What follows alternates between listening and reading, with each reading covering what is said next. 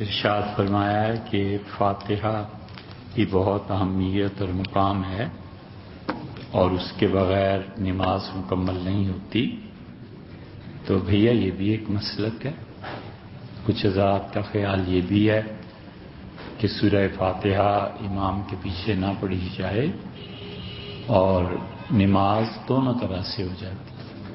کئی بار یہ مسئلہ آیا اور ہم نے عرض کیا تفصیل سے بھی. تو اس لیے کسی کی بھی نماز کو غلط قرار دے دینے کا مقصد اور مطلب یہ ہے کہ ہم امت میں کتنے ہزاروں اور لاکھوں تھے ان سب کے متعلق یہ کہہ دیں کہ ان کی نماز ہی نہیں ہوئی. نماز ہی تو ہے اور زندگی میں کرنا کیا. ایک لے دے کہ یہی تو عبادت کرنی ہوتی ہے. حج سال میں ایک مرتبہ اور زکوٰۃ وہ بھی اگر فرض ہو. اور ہم کرتے کیا ہیں؟ سال میں ایک مرتبہ روز ایک لے دے کہ نماز ہی تو اللہ کے لیے پڑھنی ہے.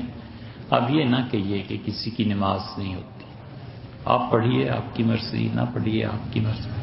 جس چیز میں امت میں گنجائش ہے آپ کیوں اس چیز کو محدود کرنا چاہتے ہیں؟ آزادی سے لوگوں کو مذہب پہ عمل کرنے دیں، جینے دیں انہیں بھی.